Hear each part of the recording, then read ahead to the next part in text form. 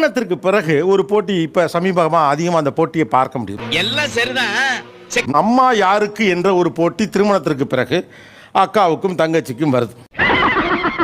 அந்த விஷயத்தை கேக்குறியா? நான் சொல்றேன்.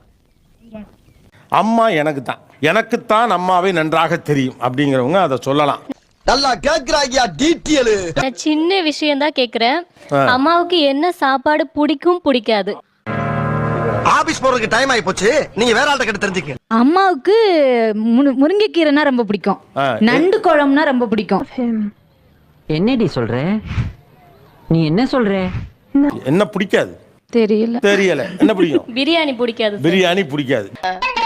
பரவாயில்லையே, நல்ல வார்த்தையா சொல்றியே. காரணமே இல்லாம திடீர்னு சைலண்ட் ஆயிருவாங்க. அதுக்கு காரணம் என்ன உனக்கு தெரியுமா? இந்த குடிமையை வாயாலே எப்படினே சொல்லுவேன். அவங்க ஏதாவது ப்ராப்ளம்னா ரொம்ப சேட் ஆயிருவாங்க. அனலைஸ்லாம் பண்ணக்கூடாது. பளிச்சுன்னு தெரிஞ்சுதான் பளிச்சுன்னு சொல்லிடுவீங்களே. என்ன தெரியுங்க? முதுகெலும்புலாம் தெரியுதுடா. என்ன ரீசன்? நிறைய ஒர்க் இருக்கு உங்களுக்கு. அவங்க வந்து இப்ப டெய்லரா இருக்காங்க. அதுக்கு என்னங்கற இப்ப ஒர்க்கிங் வுமன் தான். அவங்க போயிட்டு வந்துட்டு வீடு வந்து கொஞ்சம் நல்லா இல்ல. தண்ணிய போட்டு தொட. என்னங்கய்யா? தண்ணிய போட்டு தொட மேன். தண்ணிய போட்டா எனக்கு வந்து இன்னும் நான் வேலை பார்க்கணுமா, வந்து நான் வந்து துவைக்கணுமா, மறுபடியும் நம்ம வெசல் வாஷிங் இருக்குது. அதுக்கு என்னங்கற இப்ப அப்படின்னா ஆக்சுவலா ரொம்ப டயர்டா இருக்கிறப்ப இன்னமும் வேலை இருந்துச்சுன்னா எது அடிச்சு கூட கேட்பாங்க. அப்பையும் ஒண்ணும் சொல்லிடாதீங்க. எதடா சொல்ல வேணாங்கற? எதையுமே சொல்லிடாதீங்க. கோவத்தை காட்டிக்காம அமைதியாயிருவாங்க. அம்மா ரொம்ப ஸ்ட்ரெஸ்ஸா இருந்தா அவங்களோட ரிலாக்ஸேஷனா என்ன பண்ணுவாங்க? சொன்னா தீத்துற போறியா? என்னால முடிஞ்சதை செய்யறேன். சொல்லுங்க.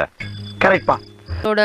கிராண்ட் டாட்டர் கிராண்ட் சன் கூட டைம் ஸ்பெண்ட் பண்ணா அவங்க ரிலாக்ஸா இருப்பாங்க. இல்ல சார், அதுதான் உங்களுக்கு ரொம்ப ஸ்ட்ரெஸ்ஸான ஒரு விஷயம். ஜனங்களே பாத்துக்கங்க, என் மேல தப்பு இல்ல. இந்த பாவத்துக்கெல்லாம் நான் ஆளாகவே மாட்டேன். அத்தனையும் பொய்.